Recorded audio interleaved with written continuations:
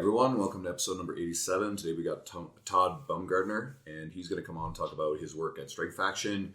We're going to talk about developing communication skills and how trainers should probably spend a bit more time on that versus the deepest technical nuances of knowing every training modality. We get into how he feels about exercise variation sucking, and he'll explain what he means by that.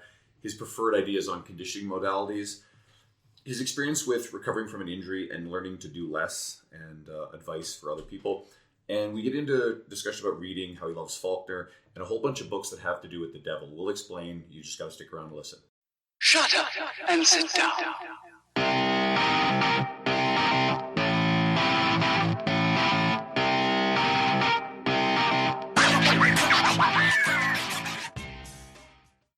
As with a lot of our guests, I've read Todd Bumgardner's work for years, and Todd is a little less concerned with promoting the letters behind his name, and he's much more about the positive impact on people as a strength coach, as a writer, as a presenter.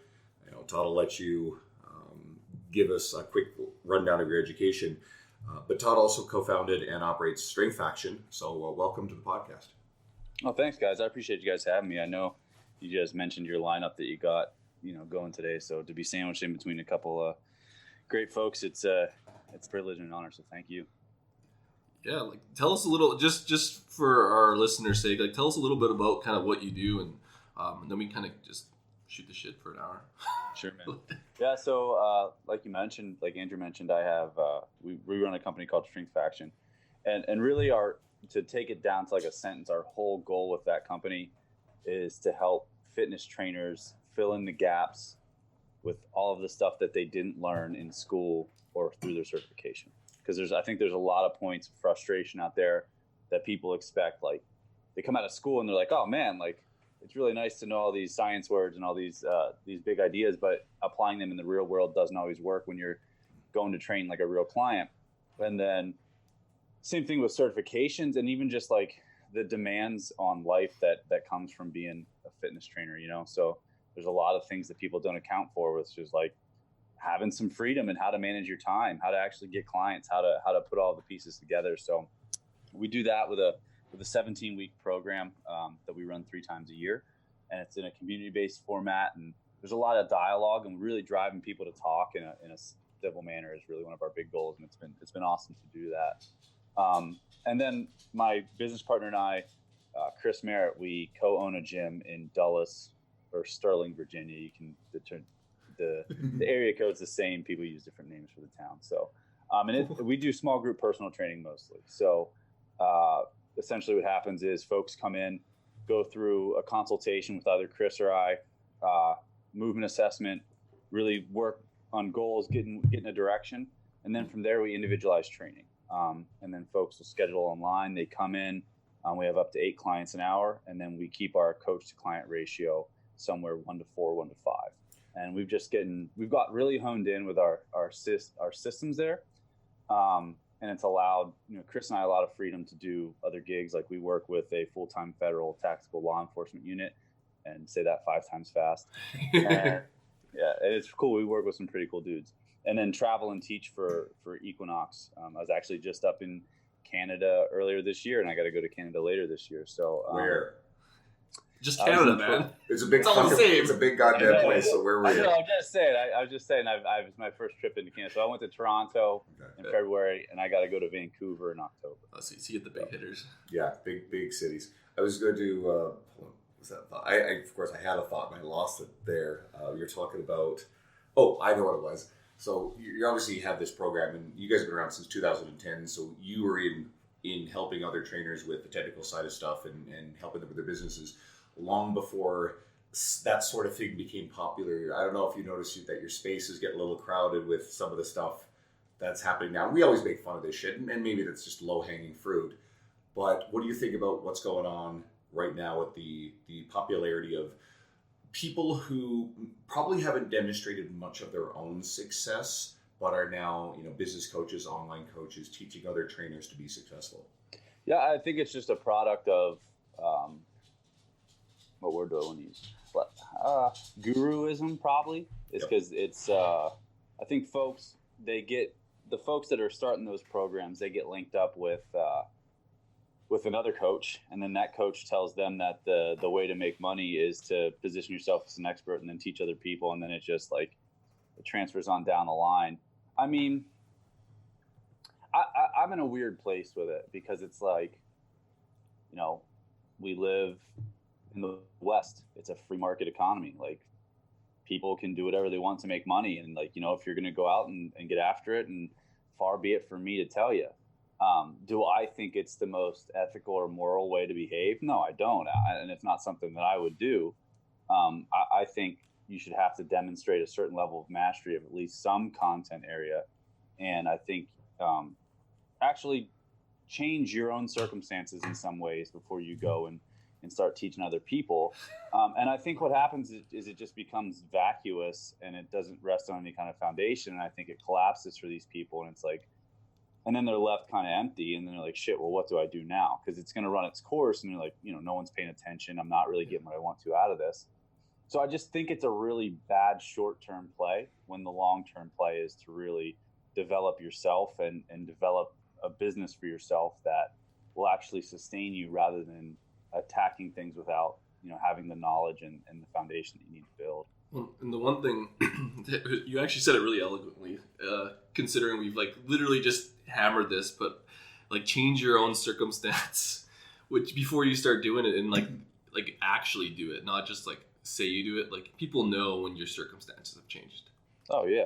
Like, it's not just a few pictures on the internet. So that's kind of where it's kind of cool to see guys like you doing it, but from a place of like, you've been doing this like for not forever, but for a long time.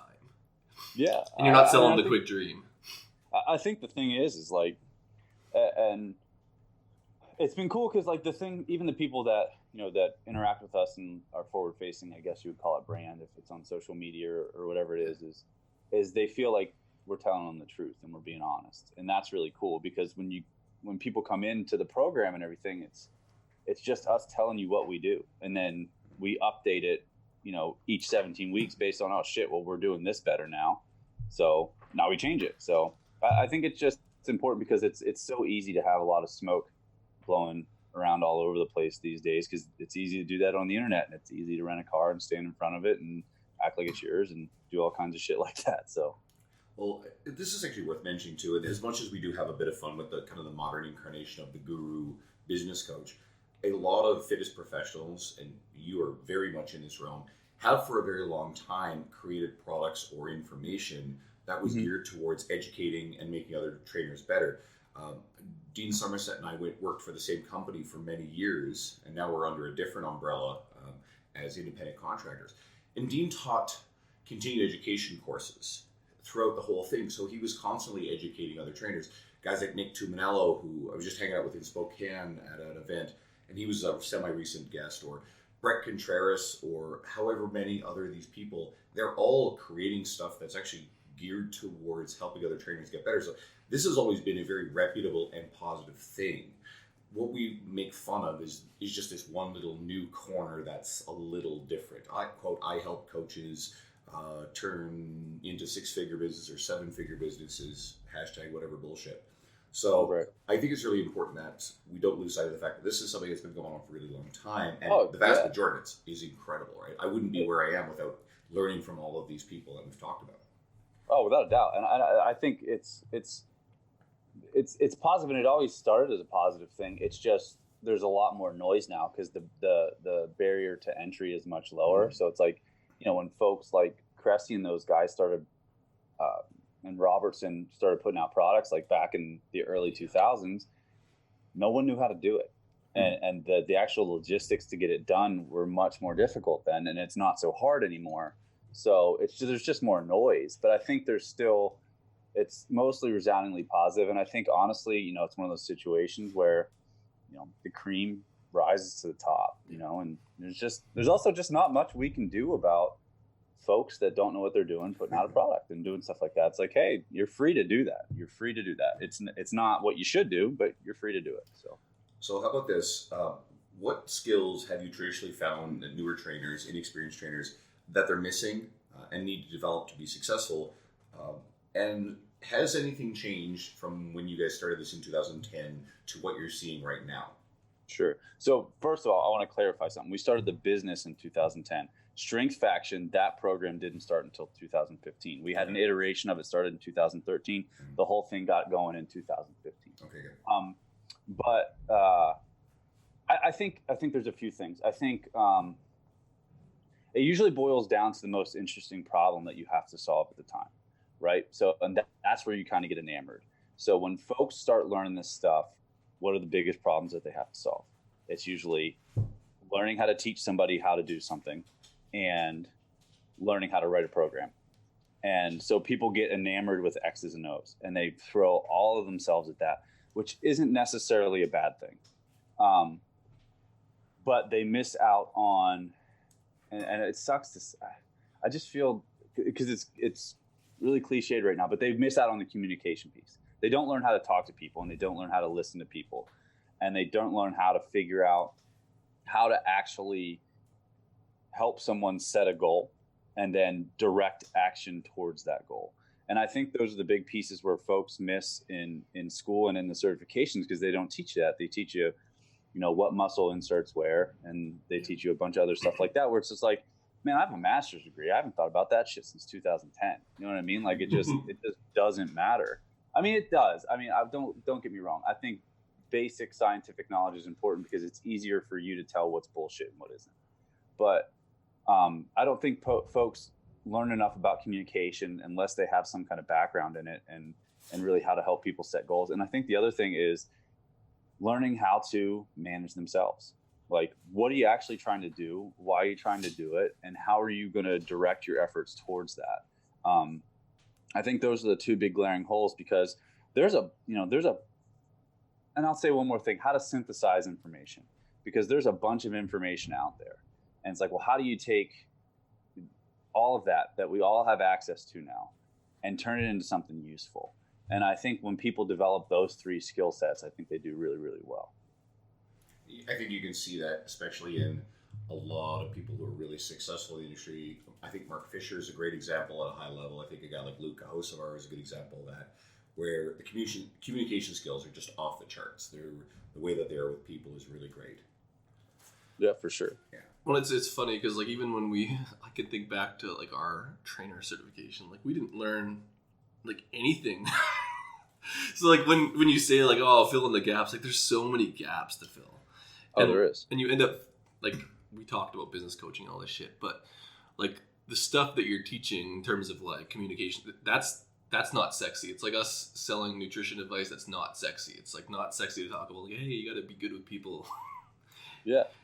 Well, I think, here's the thing is, and this is what we've learned about, who ends up working with us, is like, you got to get punched in the face a few times before you realize it. Yeah. You got to go out and like have a really bad experience with a client or have a problem that you can't solve. And then finally you're open to learning from somebody else that knows how to solve that problem. And I think, and it sucks to say this, my undergraduate degree is in psychology. It's not in kinesiology or exercise science. My master's degree is in exercise science. But what I've noticed from a lot of so I'll take a step back. So my education and training isn't necessarily the most traditional route, because it's like, I started lifting when I was 12. I started competing in powerlifting when I was 14. So I came at it from a very practical standpoint from the get-go. But a lot of the kids that come out of colleges and universities, I think they come out with a little bit more swagger than they should. And they just think they know a little bit more than they really do.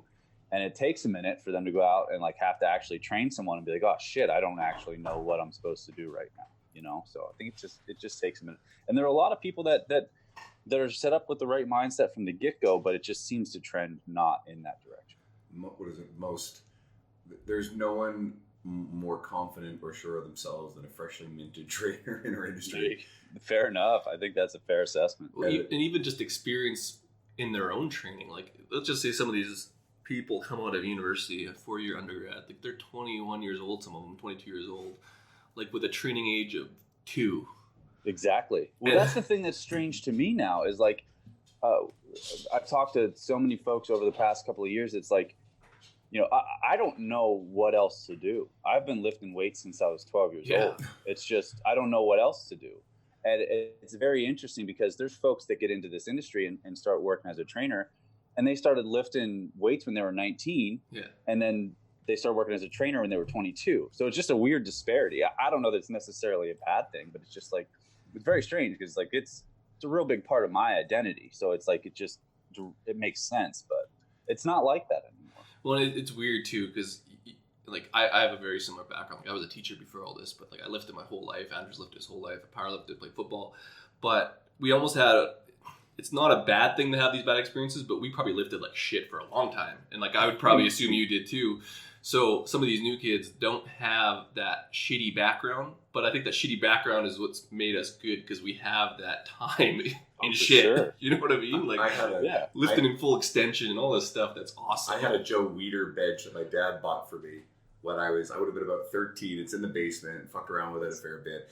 And it came with this. There's no internet back then, guys. I'm 41, so it's like it's like the dawn of it, right? There's no forums, no bodybuilding.com or no T Nation. Chat so rooms. there was literally a big fold-out piece of paper that showed the like how to do all these exercises. So I think I got the bench press kind of okay and a few other things.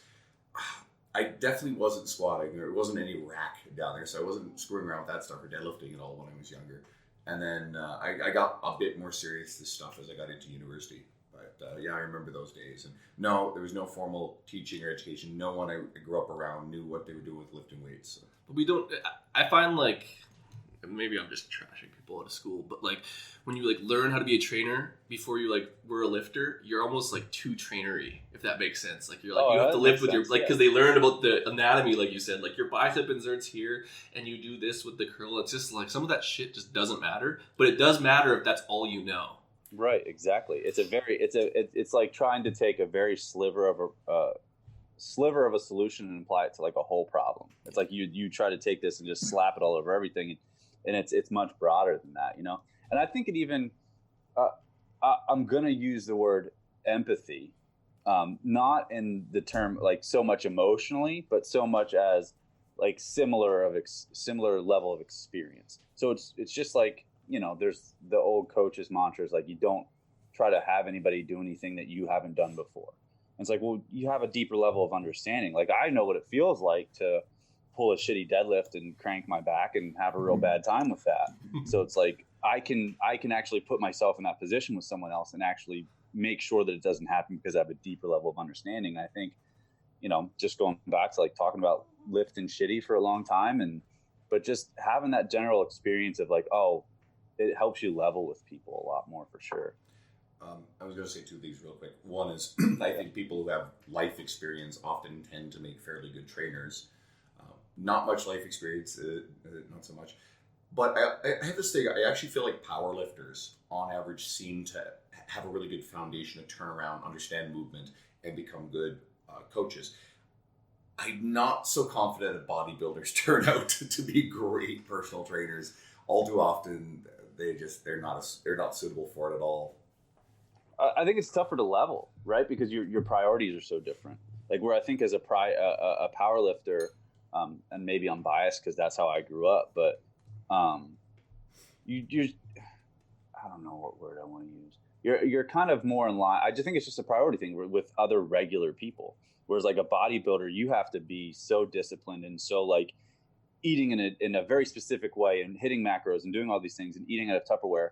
And 99% of people don't want to fucking do that. And powerlifters sure as hell don't want to fucking do that. And they understand how to get their body into positions to move a lot of weight. And I think just those two things transfer a little bit better, you know, because it's like, I think a lot of times people that are physique oriented, especially early on in their career, it's like, well, why wouldn't you want to do this? Why wouldn't you want to, you have to do it this way. You have to eat 6 times a day. You have to do this. And most people are like, yeah, I don't fucking want to do that, man. That's not what I want to do.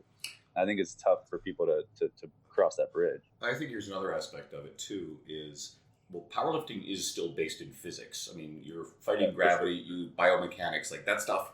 The science is pretty sound. If you're going to be a good powerlifter, you got an inherent understanding of it. Bodybuilding traditionally has been based in pseudoscience, right? I mean, the end result of the best bodybuilders in the world, they look great, but they're not always, they're sometimes successful not because of the shit they do, the 6 meals a day or whatever, the anabolic window of eating, but in spite of some of those things, they just overarch, you get the right amount of food in, they get the right training stresses, obviously drugs and things of that nature, great genetics. So there's a lot of things in bodybuilding that can actually not be contributing to someone's success, and you can misattribute that, and then the minute details all of a sudden. There's no market for it. Like, I was watching Generation Iron 3 on Netflix like 2 nights ago, and they're asking people about bodybuilding. No one has a fucking clue. They're like, oh, that's bodybuilding? Like, they thought it was this, and they showed all these physique athletes. Anyways, long story short is no one knows what it is. No one wants to work out for 2.5 hours. And so, like, if you're a bodybuilder, like, there's no market for you to take those skills, because they have skills in their craft, but, like, a lot of that, no one's going to do, when you're in a training session, you're not going to do arm curls for fucking 20 minutes. Like, you're just not going to do that. No, you're not. And I think it's a lot of times, too, is like, you know, if you really want to build a good training business and you want to have a stable clientele and you want to, you know, have longevity, you can't be training for 2.5 fucking hours a day. You just can't. You just really can't do that. So it's that. I think there's a disconnect there as well. You know. Let's hammer some. Like, we always like to get like recent posts or just stuff that's kind of relevant to what you've been doing. But a recent post notes how trainers would benefit from developing communication skills via trying to absorb the deepest technical nuances of training, kind of like what we're talking about. Would you elaborate on that? Yeah, go run back through that again. Just like how trainers would essentially benefit from developing communication skills via like all this super, super technical shit. And we talked about it with powerlifting, but like, where does that play on that scale of importance or spectrum? I think what I was trying to say is that it's something we touched on a little bit earlier. It's just what is actually important, you know, because it's like, especially when we look at programming stuff. So like our program design stuff, it's set up for, we train mostly what we call Gen Pop clients. Most of our clients are between ages 35 and 55, and they're busy and they got a lot of shit going on. And so our programs are set up for them. And our program design system is set up to serve people like that mostly, but can be extrapolated to other populations. And it's set up to make trainers' lives easier, to make it easier for you to write a program and not have to beat yourself over the head for, 2 hours trying to write a program, which is, I think, something that we've all experienced at one point in our lives because we just made things too complicated. So I think a lot of times folks get too into the weeds with stuff that gets a little bit too technical and too complicated when really you're not going to apply a tenth of it to your clients. Like, it's fun. Don't get me wrong. It's fun to know a lot of cool shit and to be able to think about it and do stuff with it and to have conversations. But mostly what you need to understand is how to apply things simply. Yeah. And I think folks get down that path of like, oh, I really want to understand this super complex Russian periodization system. It's like, when are you going to train a fucking Olympic athlete that needs this shit? You're not going to do it. You're going to train Mrs. Mancini that lives down the street and she just wants her hip not to hurt. So it's like, stop focusing on that and focus on how to communicate with Mrs. Mancini, because you have to communicate stuff to her that, one, she doesn't understand, two, some of the shit she's not going to want to do, and three, she has to understand that you have the best of intentions for her.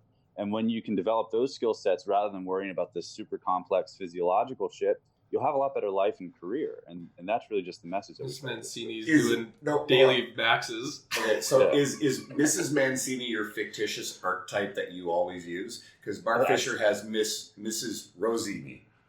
Oh, is that what you said? Yeah, I just pick up some random old lady name. So it sounds Italian. I usually say Mancini. I just pictured, I don't know if that's an Italian name, but this like little Italian woman who like cooked dinner for her family, and then she comes out and you're walking and she's like, we're doing fucking daily max today. We're working like, what?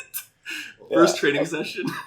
It was wild, man, because it's like, I don't want to throw anybody in the bus, but I had a conversation with someone last week, and she was talking to me about how, she manages a group of trainers at a club in a city that I won't say, so it doesn't,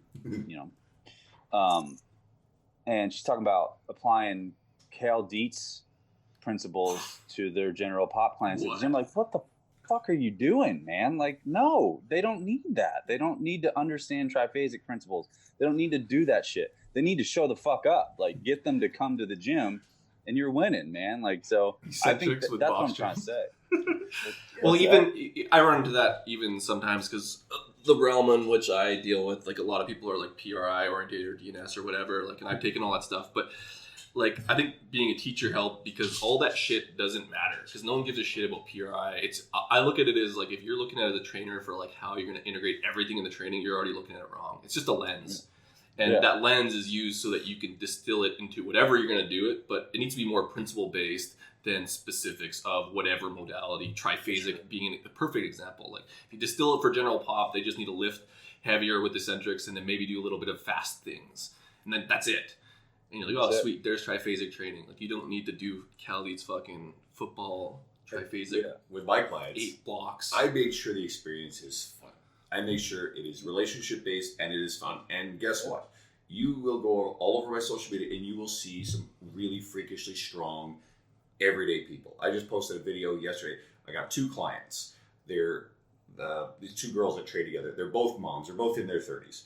And they're 5'1", and both of them are tiny. They're in like that 125 to 130, mid 130s range between the 2 of them. And these are not like hardcore athletes. These are girls that get in maybe a couple times a week. And these little things, one did 165 pound 1 rep max squat, and one did a 185 for a 1 rep max squat.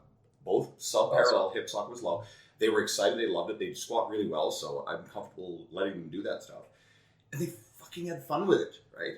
Like, don't overcomplicate this shit. I've never used the phrase triphasic in 8.5 years of doing this shit. I don't think I've ever used it. Like other than on the podcast. I think we talked about the podcast once. Yeah, I mean, I've used it with athletes before. Yeah. I absolutely have. With training college athletes and some of the pro guys that I worked with. But like, the only thing I've ever was like, hey, doing stuff slow helps people learn how to move. So like that's but like, and that's how you would use it. And I think that if you get too complicated with that, you're going to lose a lot of people. But some people, that's their thing. I just don't know if that's going to be the right thing. But maybe it is for some people. Like some people do go to trainers to learn some of that shit. But hopefully that's your market. Yeah. I think it's just usually not. That's a new trainer thing too, though. Well, new trainers like to grab onto shit. They go to a weekend kettlebell course, and all of a sudden every client is doing kettlebell stuff or whatever new thing that they've sort of grabbed onto. It's new and exciting, so everybody's doing it. This actually kind of ties into what we're going to ask you next. And you actually wrote an old T Nation article about this, and you said how exercise variation sucks. And now, of course, I love that because I'm someone who does not seek variation or circus-style creativity for the sake of creativity. I really like hammering the basics well. So you want to explain why trainers and clients believe they need this wild variation and why this shit doesn't matter? Yeah. I think, I mean, it's a multi-level thing. I think first they think it's an inherent expression of value. I think unless we can continue to show people that we know things, I think sometimes it makes people feel like, we're not expressing value. We had Dan John on the very first ever Q&A that we did for Strength Faction back in 2015, and he told a story that I'm about to butcher, but I'm going to do my best with it. And he was talking about how he's working with a client, and the client stopped making progress, and he asked, what Dan asked the guy, like, what he thought happened, and the guy said, well, it seems like he got bored. Like, we were doing all the things that we need to do. Now all this stuff started to change, and then I stopped making progress. So it's like one of the things that we preach, and is like, you can't get bored. I think the trainer gets bored sometimes, and they feel like they don't want to give them that same exercise again. They don't want to do that again. But the reality is I think it's very simple. Like, why? And my philosophy now from when I wrote that article, I think that article is mostly about just like, not having shit rotating all the time. And, if you really just need to develop a skill, which I guess it hasn't changed all that much. But I think the biggest thing is from a perspective of a client.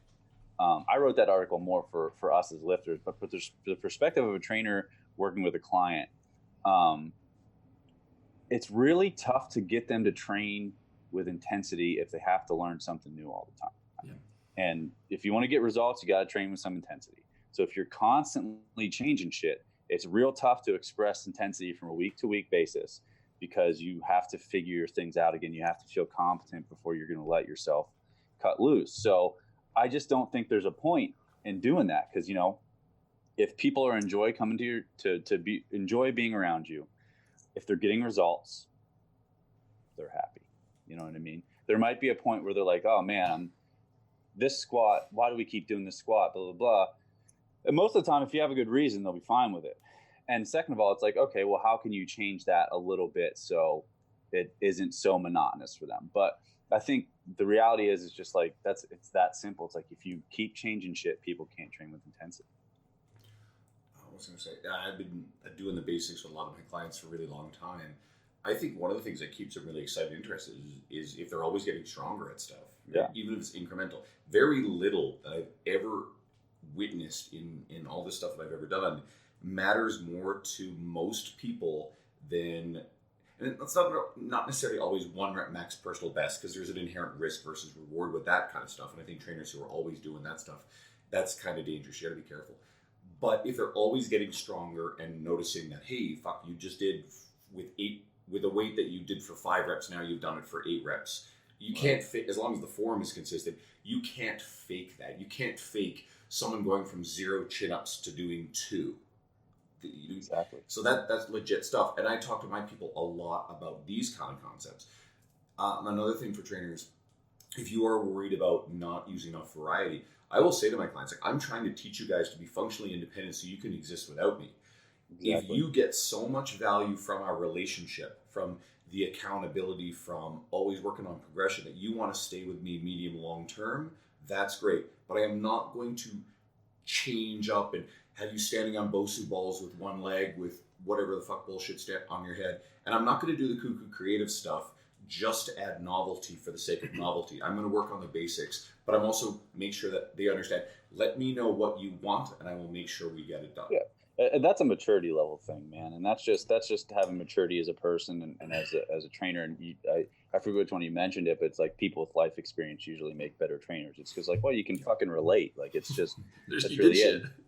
And just being able to have the conversation with people of like, oh, well, I think that one of the things that people get caught up with variation is because they don't have enough direction, right? So if you don't know what you're trying to accomplish, either everything seems important, or B, you feel like you got to change shit because of the monotony or because you don't know where you're going. So we'll just make a change. But I think if you learn how to have the conversation, that actually helps a person extract a goal from themselves and gives both of you direction, and everything that you're doing aligns with that direction, then you're good, man. And it's just having the confidence and being able to relax enough to let that process happen, and just being somebody that's fun being around. I think it's really the biggest part of the battle. Well, that even goes back to my thing with principles, is that many trainers don't even know their principles, for one, life or with training principles, but they can't distill those principles to the basics so that when you do have variation, the principle still remains the same shit, just a little variation, where I think the variation ends up being something so drastically different instead of making those comparisons and then having that scaffolding. And I guess that's just being more principle based than understanding them, which is lost a lot in school. For one thing, and then even with their experience and as they grow, refining those principles. Does that make sense? I'm sorry, go ahead. Does that make sense? No, it totally does. I think people get lost in the land of nice ideas. Yeah. And that's something that we talk about all the time. It's like you spend your time in nice idea land rather than the real world, and it's easy for that stuff to happen. Whereas like, and I'll go back to it. It takes getting knocked around a bit. Some people are naturally have like a natural proclivity for developing principles and having a philosophy that they follow, but not everybody is. And sometimes it takes getting knocked around to realize like, well, I got to instill some of this and learn how to do this and really follow something that is consistent. So I think, it just takes a minute sometimes, and it takes having some tough lessons, I think, too. Let's talk conditioning. Sure. It's a pretty simple one. What are your preferred conditioning modalities and kind of the reasoning why? And I guess what do you suggest people avoid, or trainers that you're dealing with avoid? I mean, when you say modalities, what do you mean?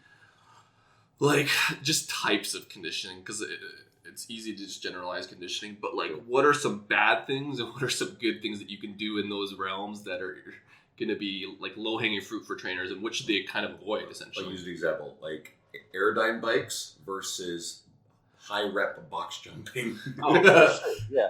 Well, I think that's the thing is there's two big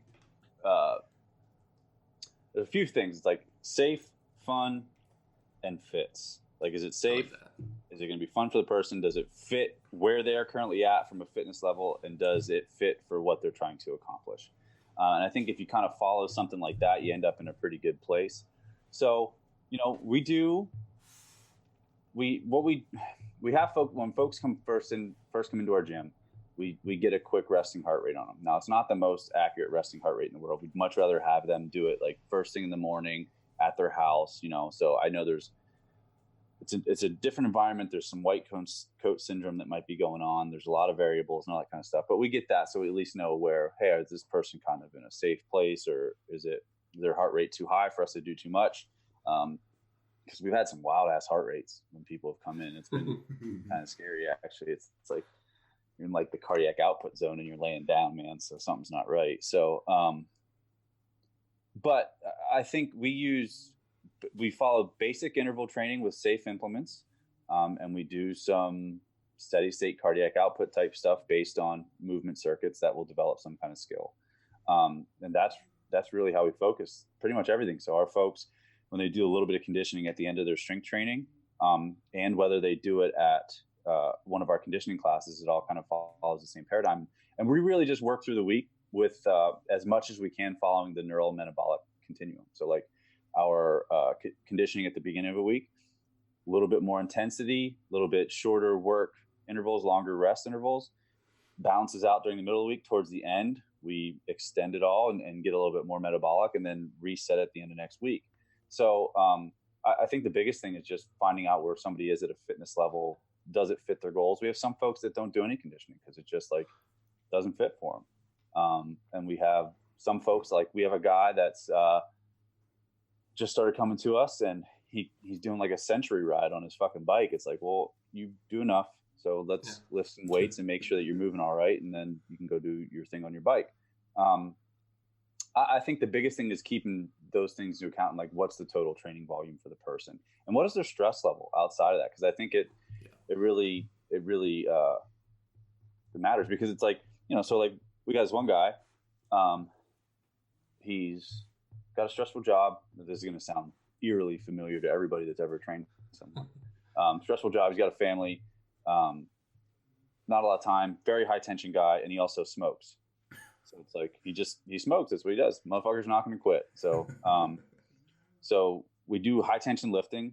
We do that kind of stuff. So I'm not going to throw a bunch of high tension conditioning on top of that. It just doesn't make sense. So I think the biggest thing is like considering your outcome, considering what's safe, and what somebody might enjoy. And I think it just is based on a conversation with them. So I don't know if that gave you the most detailed answer in the world, but that's just kind of the overarching way that I think about it. That's the principal answer, which is probably the better answer anyway. I mean, like, obviously we can ask you, if anyone's ever, any of the trainers follow Ben Bruno on his Instagram, and he does these weekly, Ben is fucking funny. He's like one of easily the funniest people in our industry. So he does these Instagram story Q&As. And so people are always asking him what is his favorite type of conditioning. So he loves ski ergs. He just loves them. I don't know. I've never even seen one before. Actually, I've never seen one in person. I don't know. Just never been in a gym. Yeah, so it's pretty cool anyway. I didn't even have a clue what the fuck these things were until I finally saw one online. But is there anything specifically that you actually really like to implement with your clients? Because I think we all have our favorites. And then they're the trainers. And I'm not going to knock burpees, but there's trainers who use burpees as the default, which Ben shits the fuck all over, whereas Nick Tuminello, they were going back and forth playfully, and all the trainers in the industry were arguing about burpees for at least a month. This year. Yeah, and Nick defended them, and Ben just shit on them. So. Yeah, I mean, we have people do modified burpees at our gym a lot with their hands on a bench rather than going the whole way to the floor, just because it's more of a trunk position thing, because they get down there and they can't control their trunk position. They've got all kinds of wild ass shit going on in there. So we'll do modified. I don't think a sled, like, it's real tough to fuck up pushing a sled. Yeah. You know what I mean? And you get a lot out of it. You can certainly get some strength carryover. There's great range of motion at the ankles and everything if you're doing everything right. And it's just tough to not push a sled right. It's easy to do. So it's like, even if you got somebody in to come in and movement wise, and both from a capacity and an ability standpoint, aren't great movers, you can put them on a sled and have them push it and do really well. I mean, we use the Airdyne bike a lot. We use rowers. We use the ski erg, and we do a lot of just body weight movement type of stuff. And those are the things that we use because it's like some of those things are fun, and adults still need gym class. So and they're trackable too. Some of those ones are pretty good. Yeah. I wanted to bring this up because I saw it. Like, I don't know if you saw my Instagram. Sure.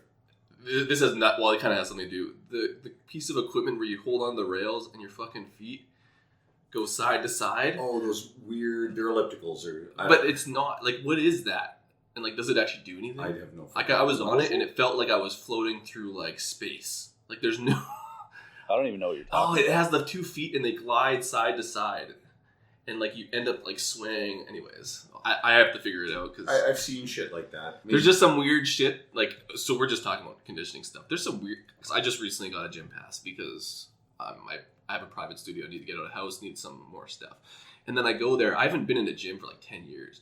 There's some wild ass like cardio stuff that they've just like made up, and like I don't even know if it's good. This is up at North. This is at both of them. Oh, good to go. Well, anyways, like there's just different types of cardio. I didn't even know they made things like this. Like the Cybex thing has like an elliptical that instead of going like around in a circle, it's like fucking pumping up and down. Oh yeah, I've seen those. And they go side, and you're just like, I just want to know if they're good. Like, I'm not going to do it. They're good if they meet 2 criteria. 1, if someone actually enjoys it, they'll do it. And 2, if it gets their heart rate up and they actually expend energy. If those 2 things are met, fuck it, it's fine. And 3, if it's not going to get someone hurt. Like, you got someone on a rower. Rowers are crazy safe and effective unless you've got someone basically looking like a dog taking a shit with every rep with a rounded back. And you reinforce that a few hundred times, and maybe that's not so good. So, yeah. I was just interested on all the stuff there was. No idea. I'm like, I'm so new to the commercial gyms, and I'm just like, man, they make up some wild things. Tom, when was the last time you stepped into a commercial gym?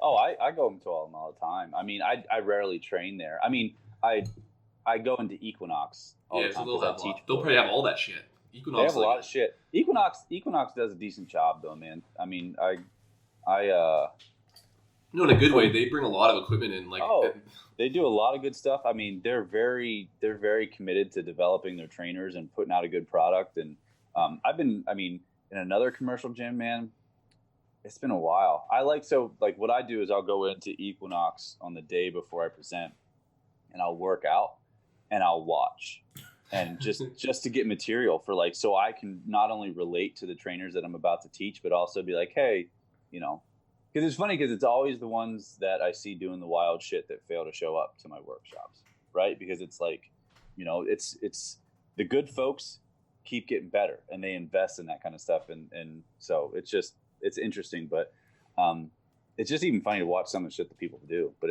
they don't know, they don't know. It's like, what do you do, man? I get lots of entertainment, relatively low cost entertainment, the price of my gym membership, because where I spend so many hours at the facility I work at. I'll work out there about half the time, but then sometimes at the end of it, if I've been there for 11 hours and training 8 to 10 of them, I'll leave there and then I'll go over to where I have another gym membership at a commercial gym, and I just enjoy watching the crazy shit that you see in commercial gyms. It's fun. Love it, and I try to be very tactful. If I see something, one of my rules: you never fucking film people. Never ever do that shit. That's rude. That is an evil behavior that just scares people, right? But every once in a while, I could see something totally ridiculous, and I can actually talk about it, not in a shameful way on social media, but just in a, hey, I saw this is funny, or whatever.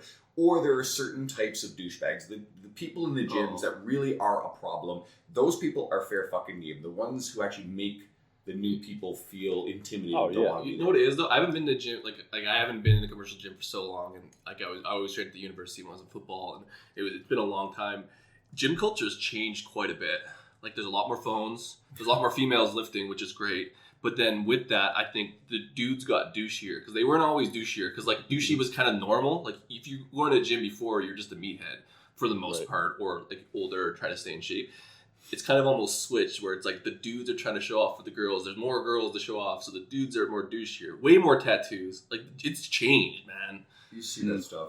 Like, as I have a tattoo. I don't know who told me this. I feel like I heard it yesterday. Someone had seen some guy in a gym where he was wearing those stringer tops. And he made sure that he pulled his top in such a way that his nipples were visible before he did his set. Like, But it goes back to the business coaching that we talk about Instagram stars all the time. But like, it was eerily crazy, like how much of the Gymshark equipment on, and how like these girls' asses were just huge because they've been doing the Instagram thing. Like, and I'm married, but I was just like, I told my wife, I was like, it's nuts. Like, it's almost like the asses and dudes just got like way bigger on average because of Instagram. And I was just like, this is nuts. There's so much glute stuff going on in this gym. Like, you can't even get a piece of equipment because they're all doing hip thrusters and shit. It was just nuts. I think the reason for being there has changed. Like, you know, back in the day, it's like a lot of times it was like, you know, you're training for sports. Yeah.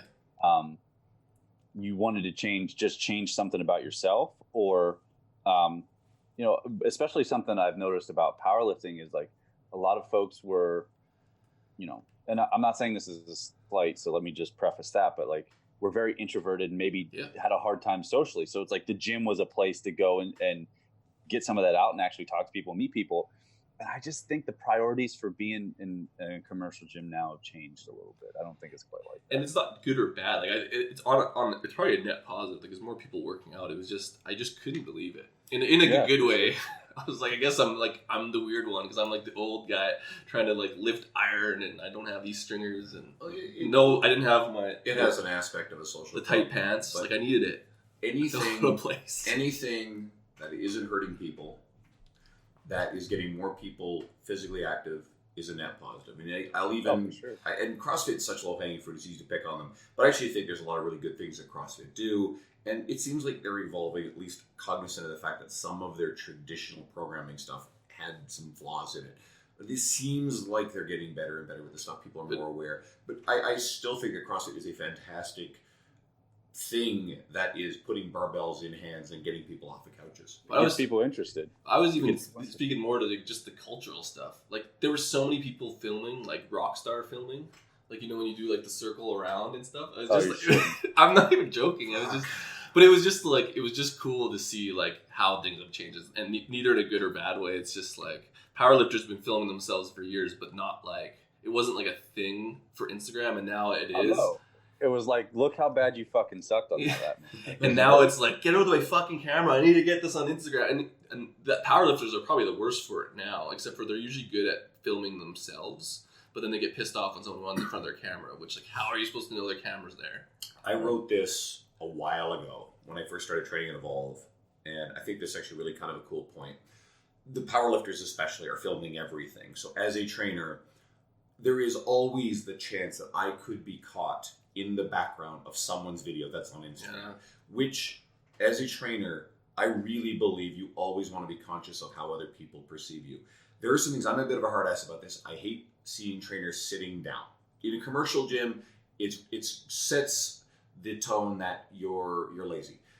Phones out, not engaging clients. There's a whole bunch of other etiquette things that just I don't think are good ways to present yourself professionally if you want other people to walk up to you. I used to crush at walk-up floor business at the old commercial gym.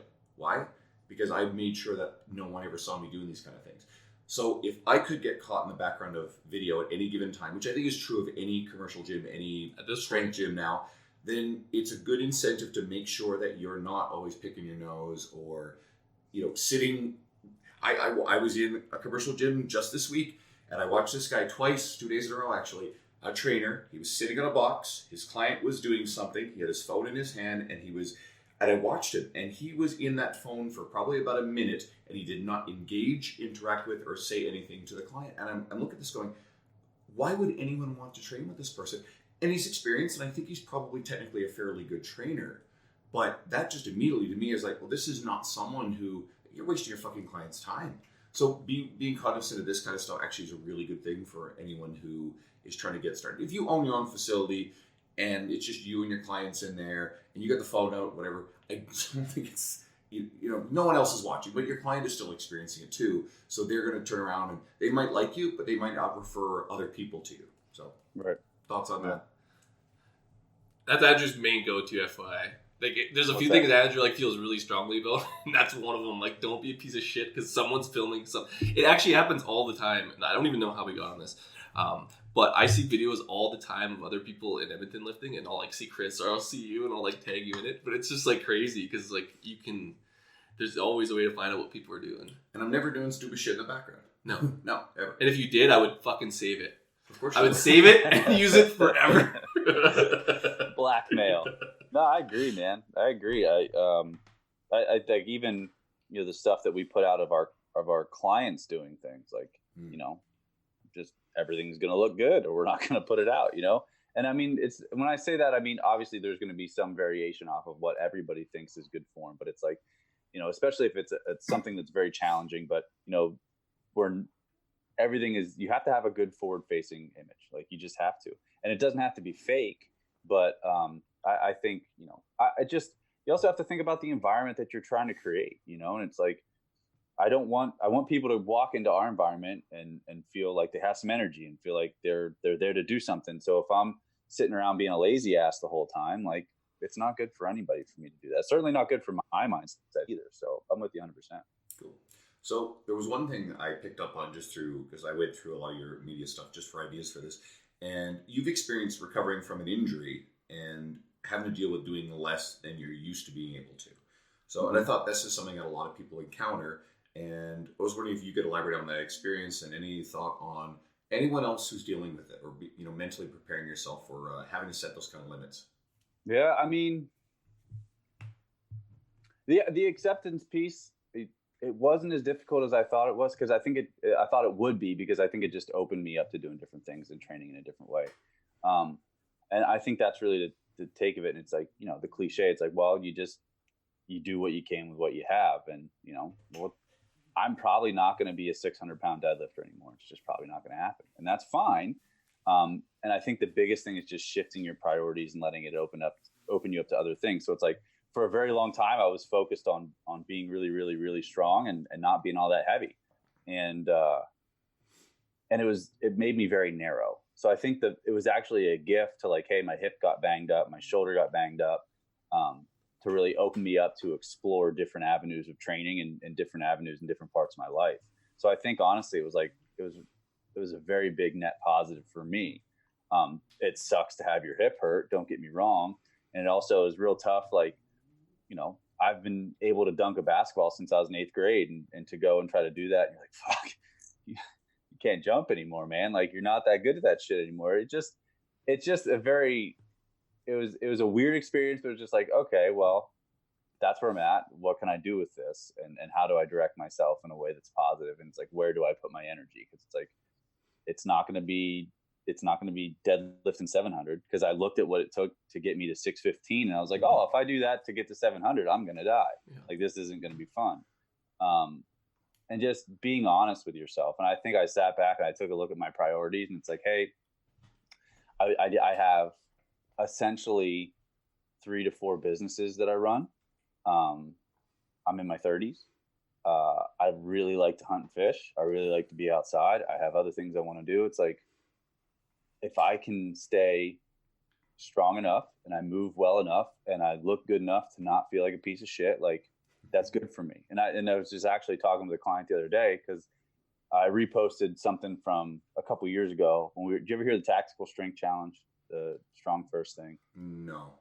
You do a max deadlift, you do max pull-ups, and you do as many kettlebell snatches as you can in 5 minutes. And we did it as a gym a few years ago. And I posted a video from that, and it was just a real fast rep with 500. And one of my clients said something to me, he's like, about it. And I was like, I go make sure that I still have it every year. It's like, 500's still there. And then I just leave it be until for another 365, because it doesn't matter as much. So I think really it was just, what I did was I kind of sat back and I shifted my priorities. And I was like, you know what? I'm going to do what I can with what I have. I'm going to go back and explore some of these things I haven't done for a long time, and just make sure that I don't put too much importance on something that shouldn't be as important anymore. And, it's just like anything else. You just have to take it and learn. It's like, oh, well, you also did some really stupid shit to get yourself into the position that you're in, and some stuff with training. And, I'm really good at lifting stuff. I'm really good at jumping, and I'm really good at running really fast and for short periods of time. And I did way too much of all of the shit that I'm really good at and not enough of the stuff that I wasn't good at. And it just took time to balance that out. It's like, hey man, let's develop a little bit better of an aerobic system. Let's make sure that we're doing other stuff to take care of our joints rather than just showing up and pretending you're Superman.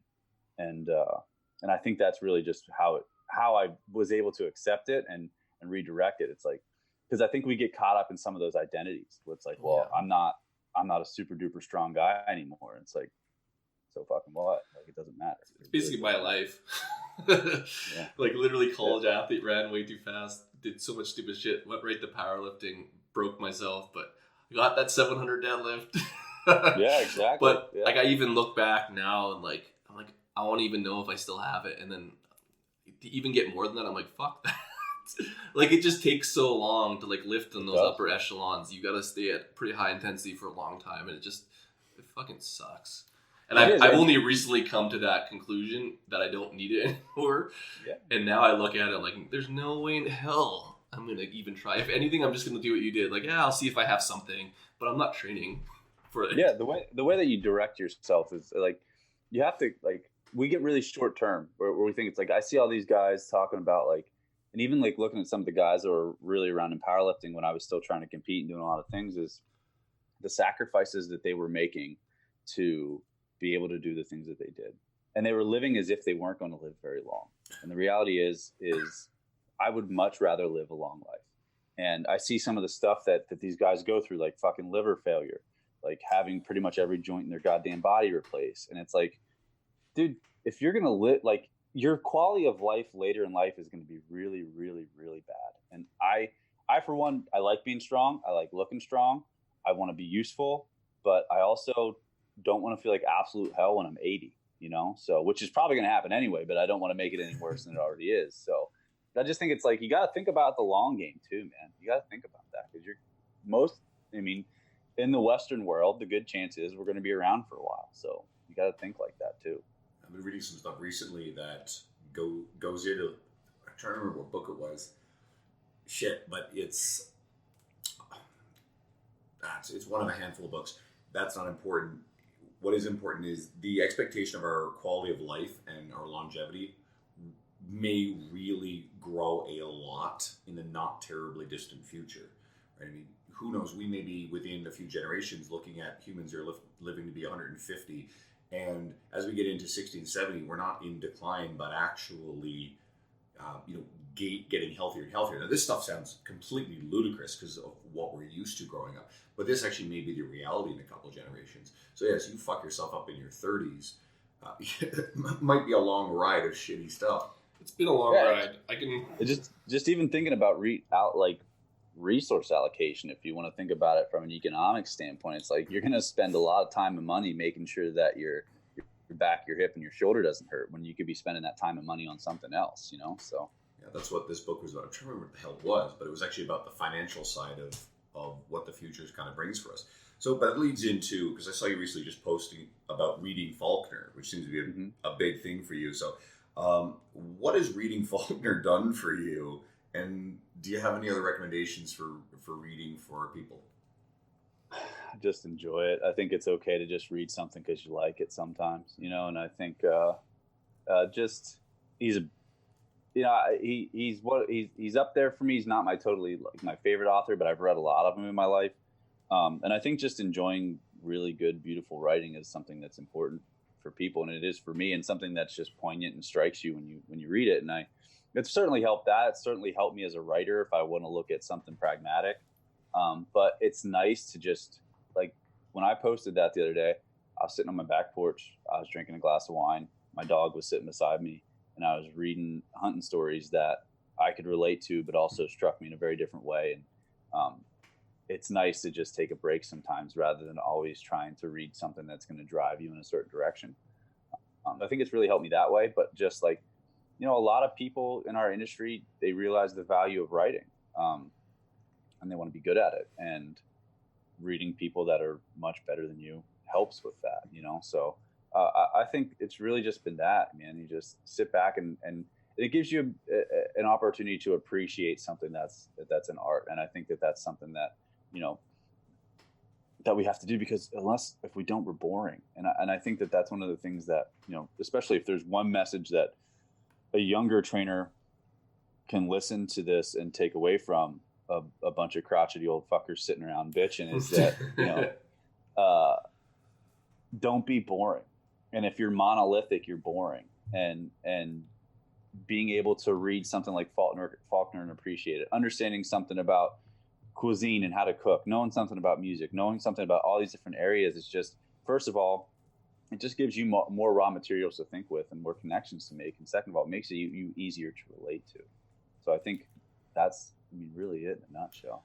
I can't exactly see John Romanello hunting, but you actually say a lot of the same sort of stuff that John believes in. John's a big fan of, he was on the podcast recently, he's a big fan of Hemingway, amongst other writers. And he believes in reading a lot of this stuff just to make you a better writer. And he's a really big proponent of absorbing a lot of relevant pop cultural stuff or other things just to be an interesting person versus this one-dimensional trainer that only knows about sets and reps. So, very similar message. Yeah. It helps. Especially if you don't watch Game of Thrones. That's good. You probably, I say that, you probably don't even watch it. No, yeah, you did, because you knew the Torment. That's the new thing, is like, it's going all over the internet. Like, I don't even watch Game of Thrones. It's cool. It's like, no, it's not cool. Yeah. You're off the planet right now. Like, there's some things that you just shouldn't get too much into. Like, watching TV a lot's like probably not. Like, well, whatever. But you should probably watch Game of Thrones if you're a trainer. Like, you literally cut, like, you're not really, if you literally alienate half your clients. Have my clients watch it. So when they come in, it's like, yeah. They'll judge you. They'll judge you. If you don't watch it, you're getting judged. Like, I don't care what people say. Like, for sure. It's like, where have you been? One thing I'm needing to actually watch or read, or both, is the Harry Potter series. It's such a daunting thing, and I've never, ever gotten into either. But I know that it's actually good. Really, it's good literature in the context of what it is. And it's really important because the first Harry Potter book single-handedly reversed a trend where voluntary childhood reading, teenage reading, was in decline for many, many, many years. Oh, yeah. And that first book changed that and then reversed that trend. And now, of course, we have things like, The Maze Runner and Hunger Games and, Twilight and all these other books that got these... Twilight. Well, not getting on Twilight, but all these other books that kids are now reading. And so, yeah, maybe it's not Faulkner, but at least it's got kids reading a lot more. Oh, yeah. She does. From what I understand, like, they nail all of the archetypes perfectly. Like, it draws people in. So I think I didn't know that. That's fucking immense that a book like could do. Oh, yeah, it got me back into it, I would say. Like, I didn't go to the fourth one, but that was probably my main childhood reading, and then Twilight. That's awesome. I'm a little older, right? So I grew up. I remember reading Jack London's Call of the Wild when I was a kid. Oh yeah. Dad put good books in front of me. He gave me The Lord of the Rings, but I must have been under 10 reading those things. I had a cousin who gave me the Screw Tape Letters. If you're familiar with that, it's C.S. Lewis. No. It's a pretty fucked up shit. It's like two devils talking to each other. One is like the uncle, one is the nephew, and they're talking about the manipulations of their humans. But it's not like occult. Man, you're a psycho. It's not like that. It's actually just got some societal shit in it. But yeah, C.S. Lewis, the same guy who wrote the Lion, the Witch, and the Wardrobe and that series. It's pretty cool. So yeah, I got to read some cool shit when I was a kid. And you should bring that one up with clients. That's relatable. I have to go back and read it again. Oh yeah, I used to read as a kid how to manipulate people. Here's a little piece of trivia. Do you remember the video for U2's "Hold Me, Thrill Me, Kiss Me, Kill Me"? It was from one of the Batman movies in the 90s. No. Remember this? No. Shit. So anyone who's listening who knows this, which is probably like two people, you can see it's animated. So it's Batman and it's Bono running around, and he's got a book in his hand, cartoon drawn, and it is the Screw Tape Letters. So anyway, there's your obscure trivia for the day. That's wild. That's the book. That's the book recommendation. The Screw Tape Letters. I don't think I could comfortably recommend that to most people, but apparently I'll read it. I appreciate you bringing it up. Well, there's actually another book that just came to light. It's Napoleon Hill, and everybody talks about Think and Grow Rich, which is one of the classic inspirational books. I think it's like written in the 30s. You get into this, and it's a good experience in reading the kind of way people talked and wrote of that era. There is some language in there. He tells a story about a, quote, colored girl, and some of this stuff you'd never be able to write today. And he uses some stuff that probably comes off as a bit sexist, but it gives you a window into the way that people sort of acted and thought what were social norms at. But he actually wrote a second book. It was something about a conversation with the devil, and it was buried up until sometime in the last 10 or 15 years. His family wouldn't release it. It's an interesting book. I didn't love it, but it's about this conversation he allegedly has with the devil, and he somehow has this power to compel the devil to answer all of his questions about human nature and all this sort of weird shit. It's kind of interesting stuff. I mean, I absolutely think it's pure fiction. I don't believe that he actually had a conversation with the devil, but the book sells it as though it was a real thing. That's wild. Anyway, so interesting shit for people who want to go down that. What's Jack Black's band? Tenacious D. Tenacious D. They had a talk with the devil, dude. They sure did. That was definitely not fiction. It was real. The greatest song in the world. Tribute. I don't even know how we got here. Book. You said books to recommend. How about? It's tough for me to do this. I always have a hard time with this, and for like first like context, like is or for certain subjects or something like that or certain problems, I can help. But I also think it's like it's one of those things that I think certain books have to hit a certain person at a certain time. You know what I mean? So it's like I like for example, I had one of my ex-girlfriends. There's this book called The Slight Edge, and it's super simple. Love it. And it's not going to blow your mind. And it's like, you just got to go do the shit that he says. And some parts of it seem kind of corny. And we were reading it as a staff at our gym. And I was like, hey, why don't you check this out? And she read it and she made like 10 pages. She's like, getting excited, blah, blah, blah. And she made some notes in the columns and everything. And then all of a sudden she just stopped it. And she wouldn't read anymore because she's like, oh, this is just stupid. It doesn't make sense. It's too simple, blah, blah, blah, blah, blah. But so just an example of like, sometimes I just think you have to be ready for a book or it's not gonna work for you. But that being said, context wise, like well, essentially, if you don't like The Slight Edge, like you're not gonna last with you. Is what you're saying? Right. Yeah. Like that's the first book on your first date. Like read this. With you. No, it was fine. It was like I was like, all right, I get it. You're just not ready for that shit. That's fine. Well, this is what Paul Carter talked about in his last podcast. We talked about books, and he actually did this as sort of a test. If he's dating women, he asked them what they're reading, and of course, this is a way for him to filter out people. I think if they don't read, then that's a Henry Rollins thing too. Like Henry Rollins has a whole bit done on that, where it's like he's like he asks the girl what she's reading, and if she says nothing, he like kicks him out of her car. And it's funny. The next level of the joke is like he asks what they're reading. The girl says, "Well, I'm reading the Harry Potter books." And he's like, "Get the fuck out of my car! Read an adult book." Yeah. So. Rollins is great. He's got some of the best actual quotes and things that have ever been written about the gym. There's a essay or a paragraph that he writes about iron. The iron, yeah. And that is, everybody actually should go read. So let's go with that. Everybody go and Google Henry Rollins, The Iron. Especially if you're into lifting, this thing will move you. It is a beautiful piece of work. And the Stitches? What? What do you call it? The devil book?